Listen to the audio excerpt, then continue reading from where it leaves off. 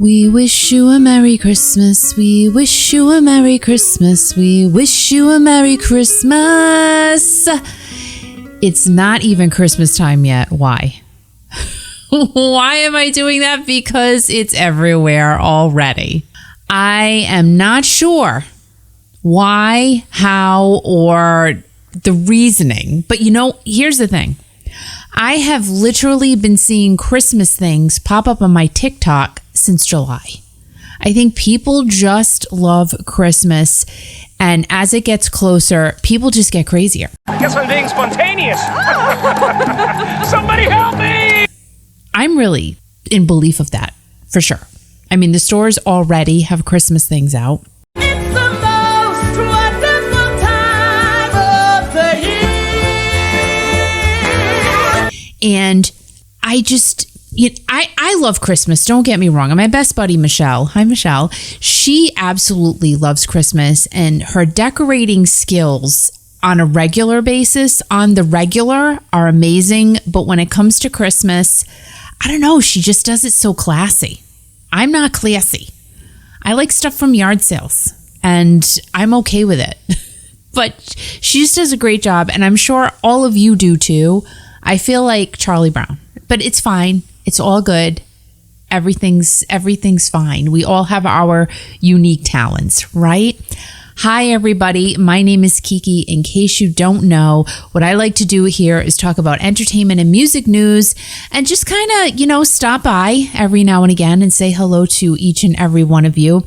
And for those of you who don't know, this sign behind me, Kiki.fm, what is that? That is actually our radio station that we have been bringing to you guys for years. And what we play on there is classic rock, classic hits.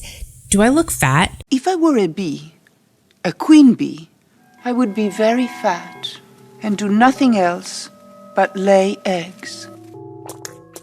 Anyhow, classic rock, classic hits, all the stuff that we all grew up with. Give it a listen.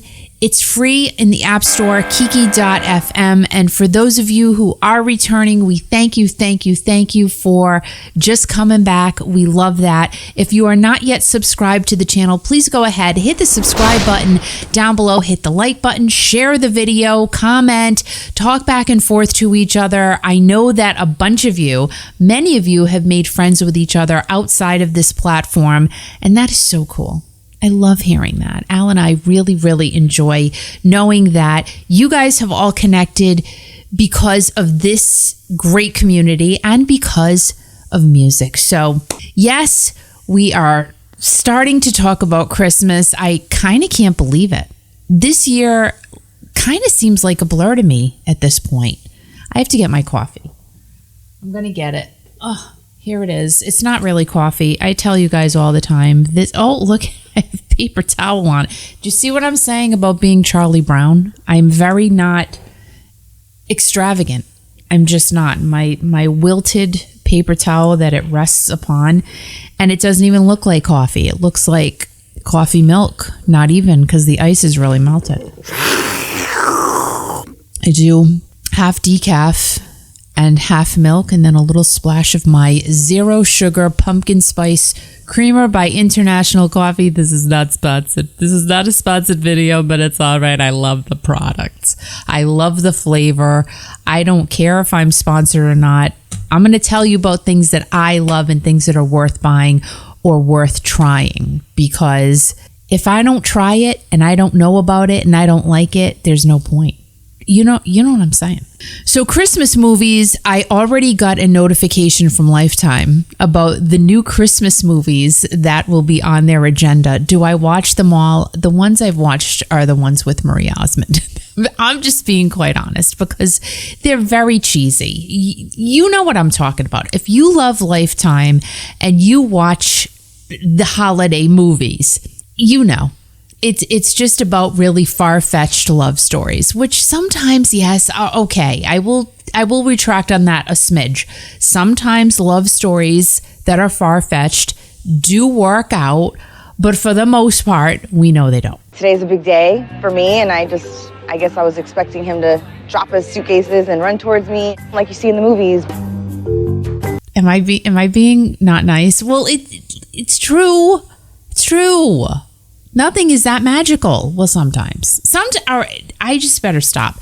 Anyway, there is a movie that popped up, and I thought this was the title got me. This is what got me. It's called Ladies of the 80s, A Diva's Christmas. So who am I thinking is going to be in the movie? I'm thinking Taylor Dayne. I'm thinking, maybe some girl groups. I'm thinking Madonna. This is who's in the movie. We've got Donna Mills. So there is a Donna, just not a Madonna. Linda Gray, Nicolette Sheridan, Lonnie Anderson, and Morgan Fairchild. So those are our ladies from the 80s, A Diva's Christmas. But again, I was in a different place. I'm also thinking Lisa. Lisa. Now, Nicolette Sheridan, do you remember her, guys? She was married to Harry Hamlin. He's been married a few times, actually. But right now, the longest marriage he's had is with Lisa Rinna. And she's part of the Real Housewives franchise now. But she was in so many things back in the day. And they have 2 kids together, 2 girls who are models. They're absolutely beautiful. But Nicolette Sheridan, yes, I remember her. And also, we've got other things going on, which is just kind of cool. We've got Dolly Parton's brand new jam-packed duet album. That's coming out on Al's birthday. Yes, Al's birthday is on November 17th. And Dolly Parton's album called Rockstar will be released on that date. And I'm telling you, the pre-orders have already sold out. Are there replenished pre-orders? I don't know. But I will definitely check it out and let you guys know next time if there are replenished pre-orders of Rockstar. That album, of course, we're all waiting to hear her duet with Steve Perry. Oh my God. Thank you. I'm pretty sure Open Arms with Dolly and Steve Perry is going to be amazing. Dolly's 77 years old. I probably should put the years old in there. But Dolly looks amazing. She still has a great sound. And her with Steve Perry, I can't. I think it's going to be great. You should have been gone. And I think that is going to be one of the songs that takes off. Hopefully they release that as a single first. Maybe they won't. Maybe they'll make us wait. I don't know. But it's all going to be out in just a short amount of time anyway, so we can hear it and we can love it and we can play it over and over and over again. I think it's going to be great. And also in other news, now this was kind of crazy. I thought this would have blown up the internet. Ann and Nancy Wilson performed together for the first time since 2019 at Ann's solo show. I know. I really thought that would have been bigger news than it was. I had to dig for that. It didn't just pop out at me. I had to dig for it. And I'm going, really? Now, it wasn't a full-fledged Ann and Nancy show. It was an Ann show, and Nancy came in and sang with Ann to Barracuda. Now, you remember, I don't even have all the details in front of me, but there was a big hullabaloo when Ann's husband got mad at Nancy's kids. Is that how it went? And there was trouble. There was a whole bunch of trouble, and they were yelling at each other, and they didn't talk for a long time. But little by little, through social media, you could tell they were trying to rekindle their relationship. We don't know what was going on behind the scenes. Maybe they were having Thanksgiving dinner together for all these years. We don't know. You just never know. But more to come on both of them. Is this just an inkling and, toe dipping back into the Ann and Nancy Wilson pond? Will there be more to come? Probably. I'm going to go with you. Because Nancy's out doing her own thing. She's been doing her own thing. So has Ann. Ann's releasing music. Nancy probably is too. Why? Listen, life's short. As we know, looking all around us, life is just too dang short to be carrying on like that. But again, maybe they've been doing great behind the scenes. Who the heck knows? But more to come, I'm sure. Donald Fagen of Steely Dan, he was rushed to the hospital. He was supposed to be on tour with the Eagles, and that stopped dead in its tracks. Donald's doing fine, though. Excuse the pun. But Donald is back home, not sure what happened to him. Nothing was released. And does it need to be? No, I've said this before, just like when Bruce Springsteen has fallen ill. We don't need to know, but people like to know. You know what I mean? I'm okay with not knowing. Just knowing the fact that he's doing all right is fine with me. But a lot of people like to know the dark, deep details. Well, what happened? Why did he go to the hospital? Why is he not with the Eagles? Maybe he doesn't want to say. He might. Who knows? Anyway, he's 75 years old and he may be headed back on the road again with the Eagles. The Eagles have put out statements saying that they miss Steely Dan, they miss Donald, hoping he's doing okay. But they have gotten a couple of replacements because the show must go on, everyone. Sheryl Crow and Steve Miller have stepped in place of Steely Dan. So we'll see. And more to come on that too, right? There's always more to come. So let's get into some classic rock news. Again, we're here to do classic rock news, entertainment news, and whatever news comes along and I find interesting, I will deliver it to all of y'all. And here we go. Here is our classic rock entertainment news for the week. Now, there is a bunch of stuff going on with Kiss, and it's happening right near the tail end of their End of the Road tour. Several days ago, I am not surprised at this news story that came out, but several days ago, the Kiss camp announced that their show at Dubai's Coca-Cola Arena, scheduled for Friday the 13th, already passed, has been canceled all of a sudden, but no one knows why. Now, that's something. Okay, Donald Fagen, he's fallen ill. We really don't need to know the details on why he went to the hospital. Why the Kiss show was all of a sudden canceled in Dubai. I'm sure people want to know about that. Why? Because Kiss is almost done with their road stuff. So people they'd want to know that. All Things Live Middle East, the promoter who released the cancellation, their statement said, Kiss has today confirmed that they have canceled their shows due to unforeseen circumstances and will be releasing more information imminently. We share the Kiss Army and regional rock fans' disappointment and wish the band members all the best. Not sure. Wish the band members all the best. Okay. So to me, that sounds like a collective thing. And here's, the reason is coming to why I think they canceled it. It might not be, but this is what I think. Now, whoever bought tickets to that show will automatically be refunded. No questions asked, as far as I read.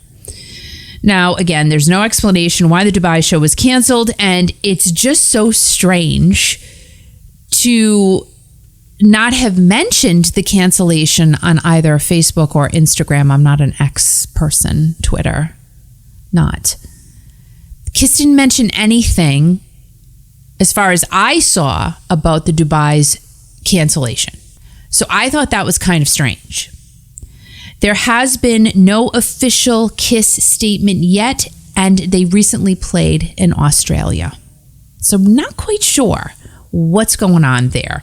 Kiss had a great show a couple of years ago in Dubai at the Atlantis on New Year's Eve, and it was also on pay-per-view. No surprise there. Got to make money where you can, because Gene is the money machine. We all know that.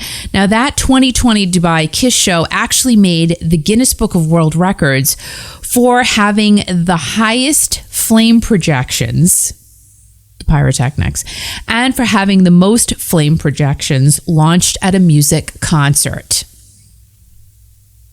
No shocker. These guys know what they're doing, and it's always got to have a one-up from something prior. Now, that show cost the band $10 million to produce. There was a crew of 400 people, and it was the highest grossing pay-per-view rock concert ever. They know what to do, man. Just follow the Kiss crew. They are genius-eye at merchandising and promotion. But it's almost over. Almost over. Going from a positive and monumental and Guinness Book making show on New Year's Eve of 2020 in Dubai to canceling their Friday the 13th of 2023 show in Dubai to getting hit with a lawsuit. And this is what I'm speculating is the reason why they potentially canceled that show. But again, they did play somewhere else after that, so I don't know. But they did get hit with a lawsuit the day before the canceled Dubai show was about to take place. Maybe they were just thrown in a tizzy and they couldn't perform. You don't know. Speculation, allegation, that's what I'm thinking.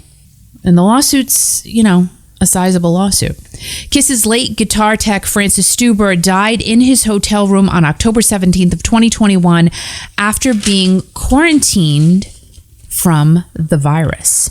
Today, 2 years later, Francis's family are now suing Paul and Jean, stating that there were no further instructions given after the crew was told to go in quarantine. It is said that Paul was the first band member to show symptoms, then Francis contracted the virus, but his family says that Kiss manager Doc McGee allegedly did not have anyone from the medical community check in on Francis, even though they thought that this was already taking place, referring to the family. They already thought medical care was happening with Francis. After Francis was checked in on, he was found dead, and the family is not only going after Jean and Paul for damages, but they're also suing Live Nation and Marriott Hotels. Francis worked with Paul and Kiss since 2002, so there was such a long-standing, close relationship there between all of them, especially between Paul and Francis. A few days after Francis's death was announced, several Kiss roadies came forward stating that the environment that they were in was unsafe, allegedly. There was a lack of protocols also while on tour. One anonymous roadie told Rolling Stone magazine that they would never work for the band again, and another said that they wondered if they were responsible for spreading this thing from city to city, while the band said that with regards to protocols, they often exceeded federal, state, and local guidelines. It was also said that there was supposed to be a designated virus officer on staff, but that is said to have never happened. Catherine Stuber, Francis's widow, filed the wrongful debt lawsuit, and his family alleges that he was abandoned in Detroit. Oh my gosh. Poor family. Now, I'm saying that something does not feel right about this whole entire incident. Really. When I first read about Francis's death, I'm like, something's wrong here. There's a big piece missing. Now, if Paul had the virus first, what was his treatment like? Did he quarantine by himself? Was he checked in on? Paul was sick during August of 2021. Now, in October of 2021, they had shows scheduled, but they also, in conjunction, had some rescheduled September shows on their list in October, which were supposed to end on the 17th in Dayton, Ohio.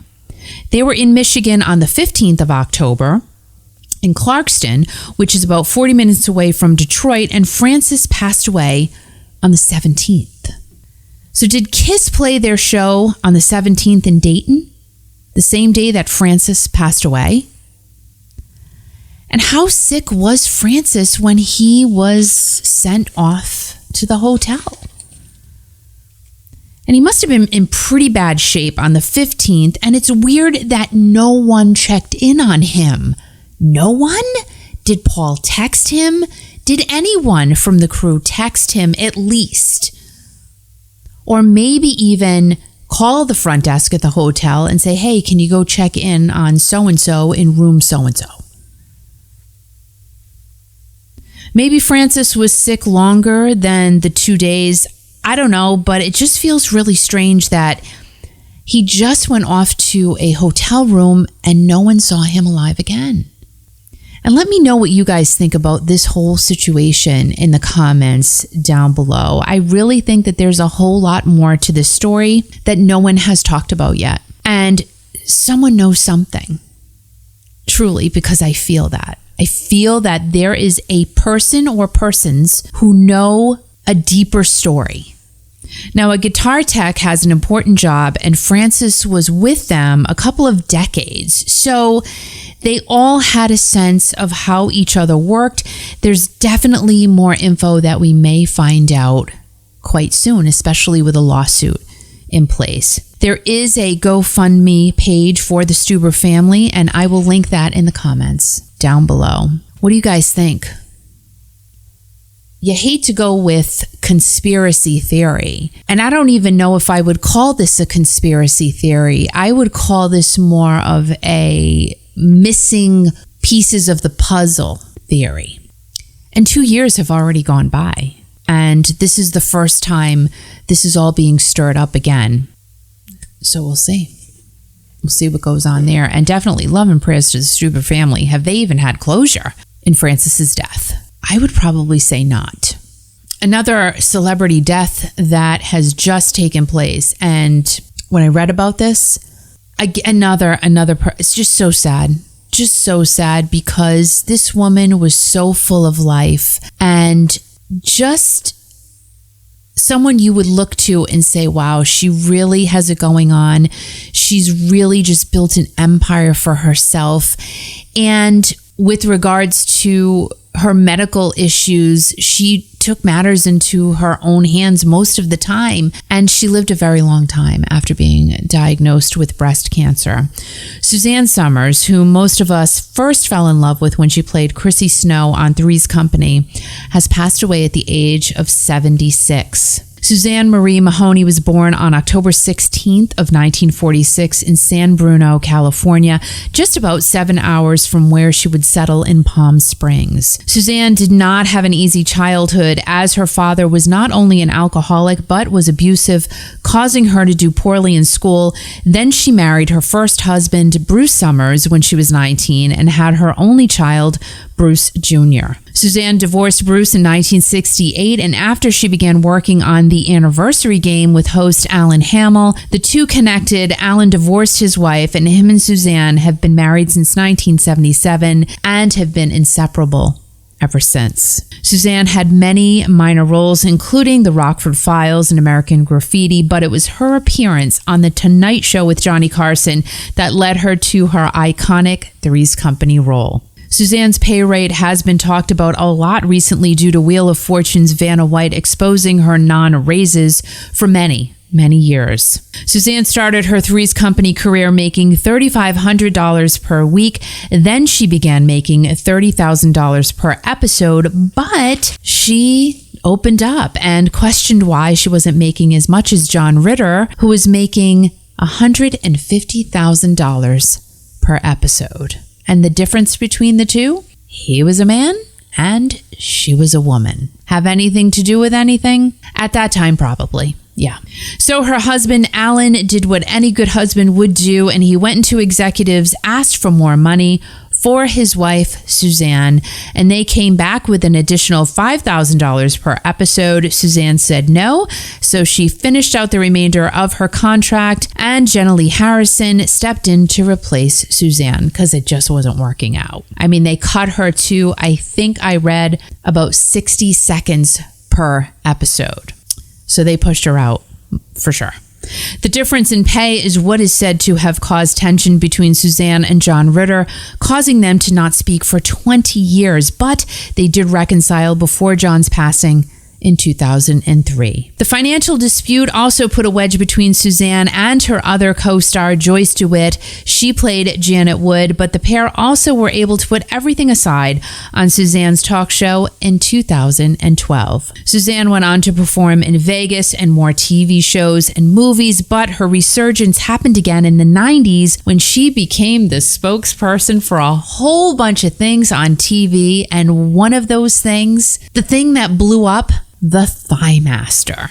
It's actually still for sale, allegedly, in Walmart. I haven't seen it, but then again, I haven't looked for it, but you can still get your hands on a Thigh Master. And did you ever see Suzanne's thighs? Yeah. And she always said it worked. Now, I personally thought that Suzanne was the inventor of the Thigh Master, but Dr. Anne Marie Bernstrom, I wanted to make sure I said that correctly, was the inventor, and it was invented as a physical therapy tool, but she sold her V-Bar, as it was called. It wasn't called the Thigh Master. It was called the V-Bar to Josh Reynolds, and he was heir to the R.J. Reynolds Tobacco Company. Then he tweaked the V-Bar. Suzanne demonstrated it, and her and Alan bought the rights to it and made in excess of $300 million from the original V-Bar, which transitioned to the Thigh Master. Suzanne continued to star in many different roles, and in 2001 was diagnosed with breast cancer and became known for her alternative methods of dealing with the disease. Suzanne definitely kept herself relevant throughout her entire career, from selling Christmas cards door to door way back in the beginning, to being the most starstruck when she met Frank Sinatra, to being madly in love with her husband Alan.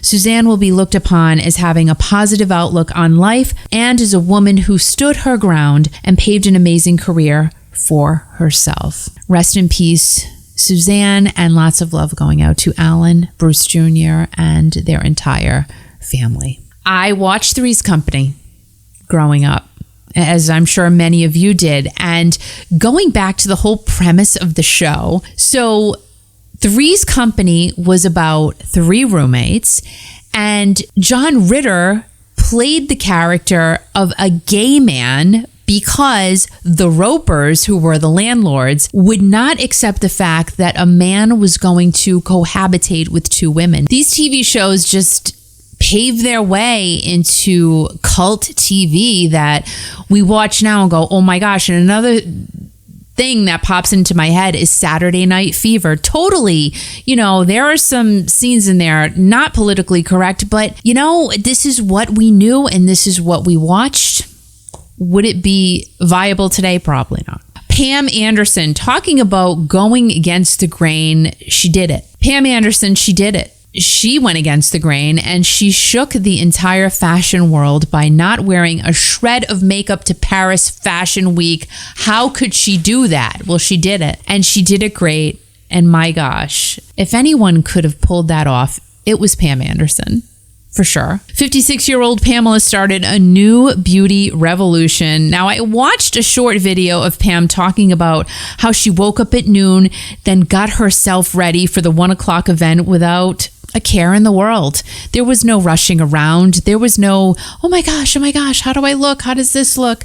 She went makeupless because she didn't want to compete with the beautiful clothes that she was wearing. I don't want to compete with the clothes. I'm not trying to be the prettiest girl in the room. Makes so much sense. And I mean, go and look. When she stepped out of the car, she had on this humongous hat, and she used to wear these big hats when she was with Tommy Lee. So she's definitely a hat girl, and this gorgeous matching coat. She looked great. Pam also let everyone know that she doesn't have a stylist or a glam team, and it's what's inside the clothes that count. I mean, it really took a lot of balls for her to do what she did, but it worked. And why wouldn't it work? I mean, really, why wouldn't it work?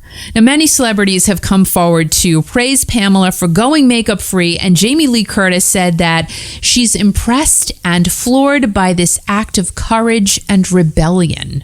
Yes, definitely courageous of Pam to go to this very, very high profile event without any makeup on. Because really, like, no eyelashes, nothing. I think she just put moisturizer on her face. But really, she didn't need to. And I think as women get older, I know for myself, I wear less and less makeup. I like my mascara. I have to have on my eyeliner. I do need foundation. Is it as much as I used to wear? Absolutely not. Nope. I used to wear a heck of a lot more. And I remember like just caking it on. But that's what this is what we did in the 90s. We caked on makeup. It was just, thinking back, I'm like, that's why I had zits. They had all that makeup on.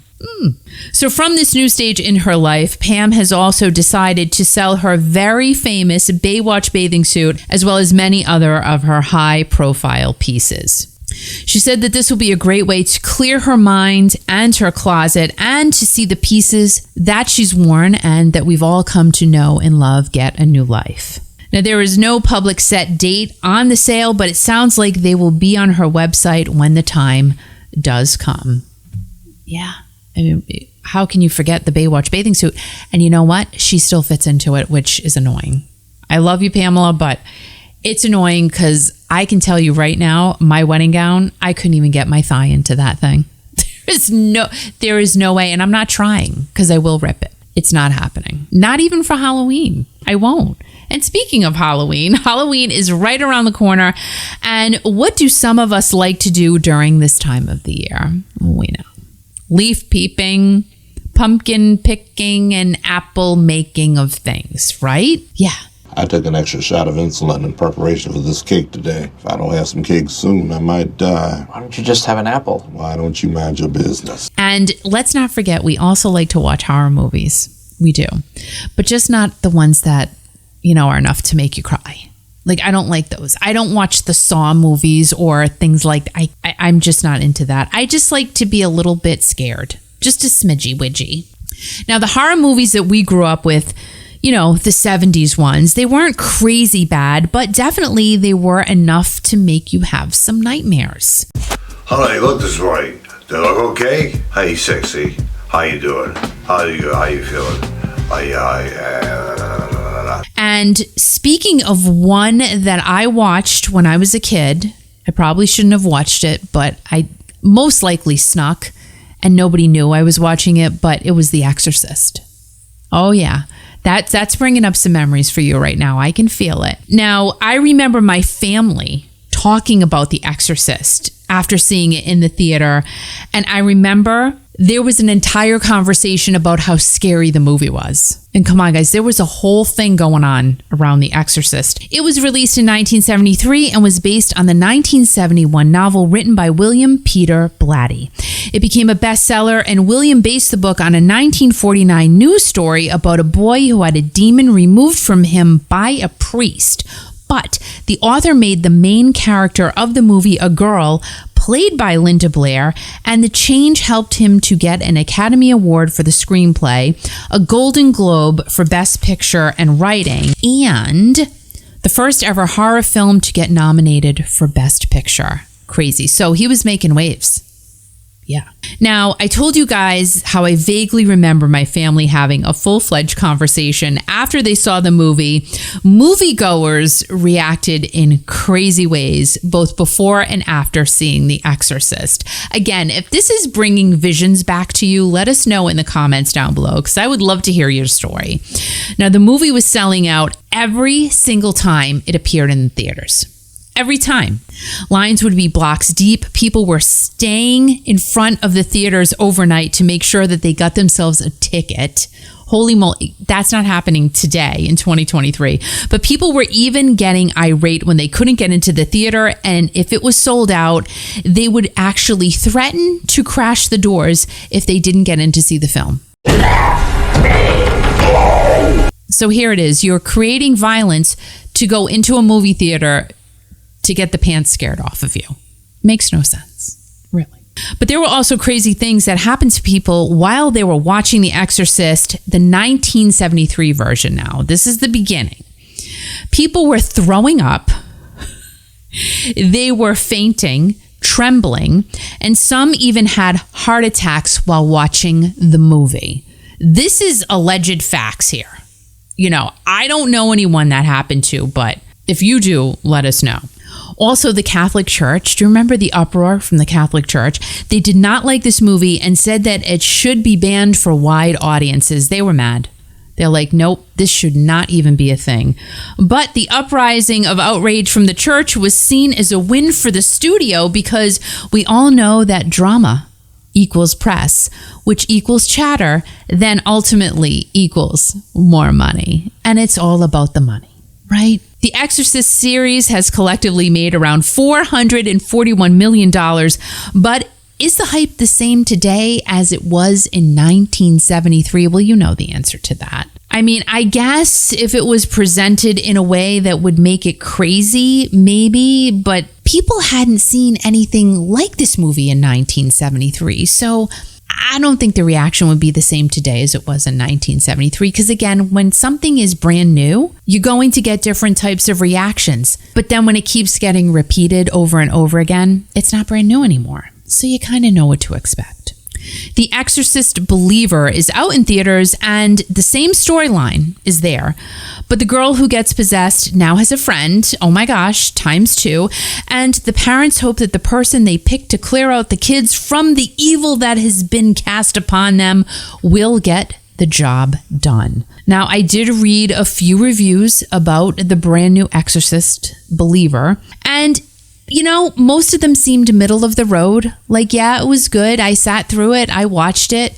It was okay, or it was well done, or I was scared a bit. But again, baseline, middle of the road reviews. I will not be going to the theater to see The Exorcist Believer because, you know, I don't want to be scared like that.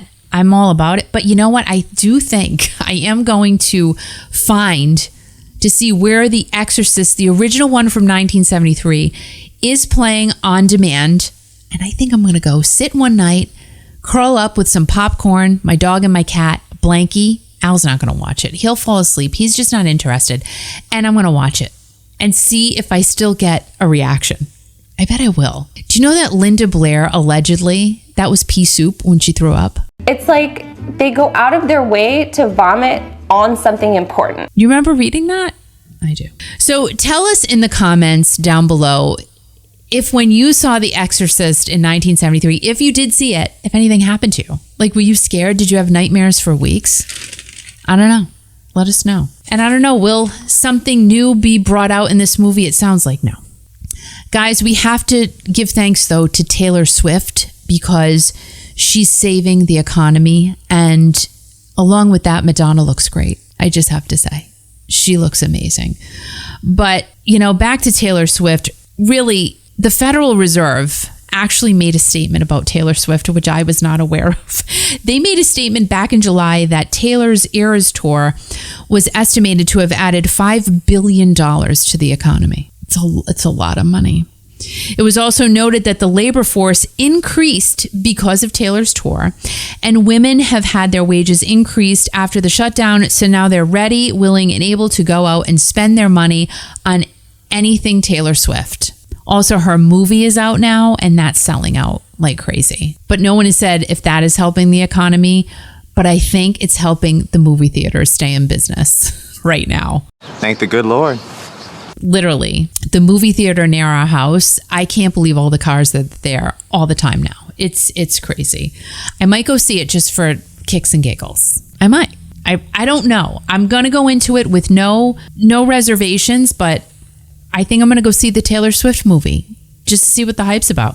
Now, the average ticket price for the tour was said to be around $254, which seems really low to me. I mean, those Taylor Swift tickets, come on, guys, they were selling in the thousands. So to have an average ticket price of $254, I don't know who calculates these things, but I don't think it's right. And each show was said to bring in $13 million per show. I don't know how many shows she did, but $13 million per show and the average ticket price was $254 doesn't make sense. It is being said that the Swifties could possibly push Taylor's tour to be over $1 billion in sales, which will surpass Sir Elton John's farewell Yellow Brick Road tour. And guys, he brought in $939 million. So Taylor might beat him out. And I'm sad about that. I mean, Taylor Swift, whatever. She seems like a nice person. I don't have anything against her. But I don't want Elton to be beat out. Come on. Taylor also did a ton for tourism, and Vegas saw their numbers tick up quite a bit after Taylor stormed through and did her show. Now, Taylor did share the wealth as she gave out $55 million in bonuses to everyone that worked with her on the tour, and everyone includes from the truck drivers all the way up to the backup dancers. So that's cool. I mean, she shared it. And you got to give kudos for that. Now we move over to Madonna, who after being in ICU a few months ago, remember that whole story, she had a bacterial infection really bad. She's now on the road for her celebration tour. It's kind of a miraculously amazing story. Now, I was watching some clips from her London show, and we have to remember that Madonna is 65 years old, ladies and gentlemen. She looks amazing. She looks amazing. Now, remember back not too long ago, the crazy pictures of her that she was unrecognizable. Her face didn't look right. You know what I'm saying? But again, I remember talking about this and I'm like, hey, everybody's getting older and, people who are in the public eye want to continue to maintain themselves. But now that I'm looking at her today and she looks perfectly normal and just simply amazing, to going back to those pictures several months ago, I'm like, maybe that was a publicity stunt. Maybe she did it just to see what people would say. Because remember, guys, anything can be done with makeup. Anything. A great makeup artist can do whatever you want to your face. Think of all of the horror movies. Think of Michael Jackson videos. I mean, his face looked completely different with the addition of things that they added to his face. So, you got to think back and say, maybe Madonna did that for a reason. To see how mean people were going to be to her, and they were mean. It was a crazy time for her. So she did come out, and again, she looks completely normal. She just looks beautiful. And she covered Gloria Gaynor's hit, I Will Survive, as the opening song on tour in London. And Gloria wished her well on the tour and acknowledged that Madonna has a great taste in music. Of course she does. She sang, I Will Survive. Now, we don't know how much Madonna will rake in from her tour, because we're just talking about Taylor Swift, because she's just starting, but she's already in the hole by a lot of money, allegedly. Not for sure yet, but this is what happened. Kind of crazy. On night 2 of the tour in London at the O2 Arena, Madonna went on stage late. Now, remember, she had just done her first show the night before. It ran really, really long. So she started at 9 o'clock and ended at 11, but the show was supposed to end at 10:30. So what's the big deal? 10:30 to 11, half an hour. Wow. If you guys don't know, I'm not going to say all venues, but most venues, because I don't know about all venues, but most venues have a curfew. You have to be off the stage, done singing, done performing at a certain time. And if you go over that time, you get fined. Really?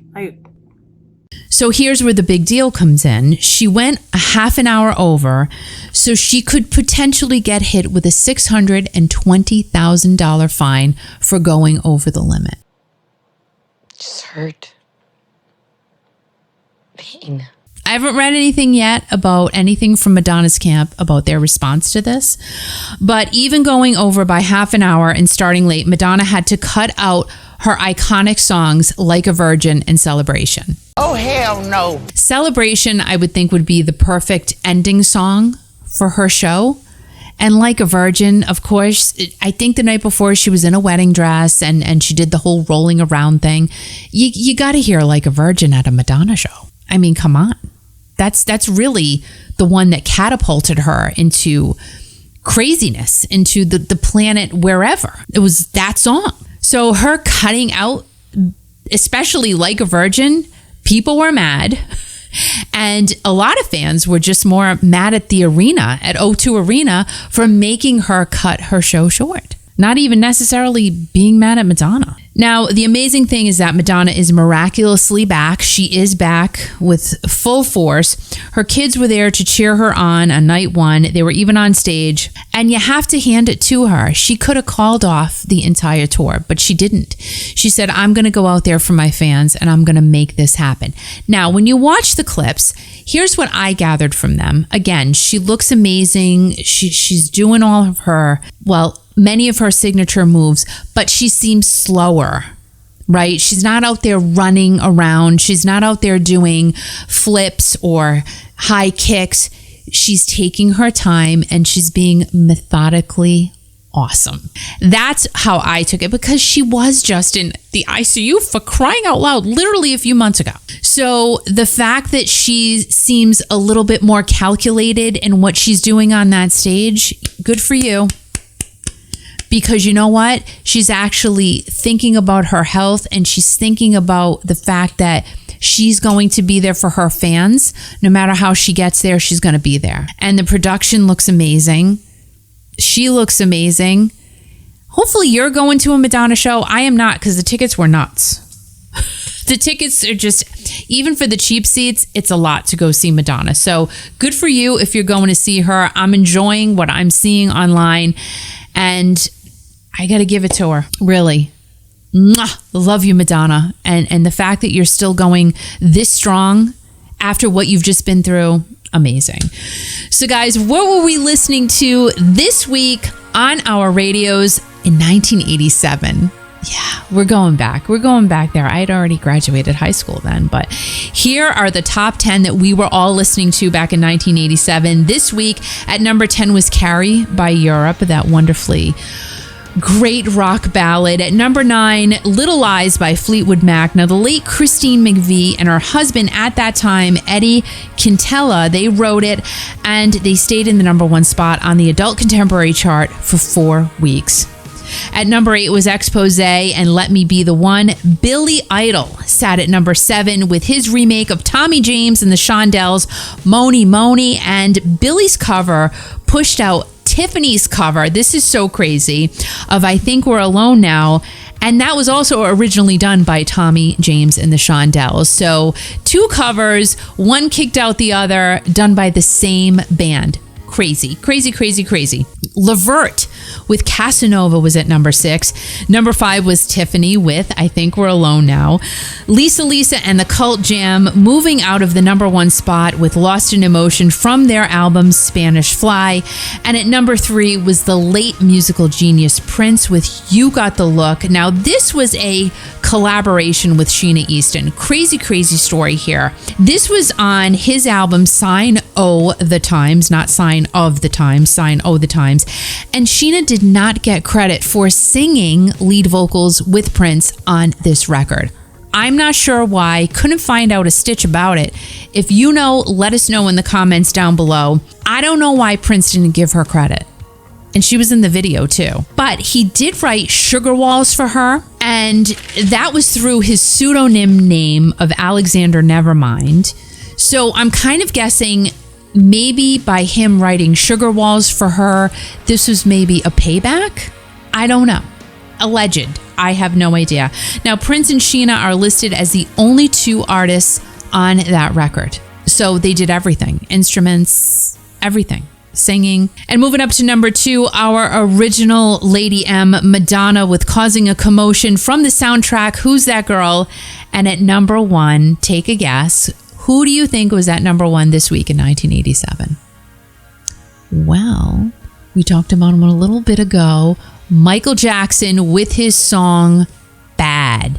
Because I'm bad, you know it, Shimon. It's Shimon. It's like, that's, I don't know. There's a whole thing behind the word Shimon. We'll talk about that another time. But Michael wrote the single and produced it with the legendary Quincy Jones. Michael once said that this story is about a student he read about who tried to make himself a better life, but friends around him were jealous and they killed him, which is so sad. But others have said that they believe the inspiration from this song came from Edmund Perry, who was shot by a police officer after him and his brother attacked him. So I didn't even know that all of that was behind the song Bad, but there you go. There are some tidbits that the song is possibly about. I was just thinking Michael was putting on some leather and maybe trying to give himself a different persona.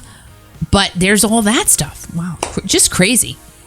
So guys, thank you so much for being here. Remember, if you're not already listening to Kiki.fm, please go ahead. Feel free to download the app, completely free to you guys. And we are playing the best in classic rock and classic hits anywhere, and we keep it as commercial free as we can. We do have our sponsors on there, and we thank so much to Kathy Bailey, the only realtor in the state of Texas, and to the Flat River Tavern. We thank you guys so much, and to all of you who continue to buy merch from us, who use our Amazon link, and who give, either monthly donations or one-time donations. We thank you very much, because again, we need all of your help and support to keep Kiki.fm on the air, and thousands of you are liking our station every single week, so we'd love to stay here for each and every one of you, and your support is always greatly appreciated. Guys, remember to be kind, stay strong, and always remember, most importantly, turn up the music and always, always, always keep rocking. Have a great day. Have a great night. Have a great everything. And again, we love each and every one of you, and we'll see you soon. Bye, guys. I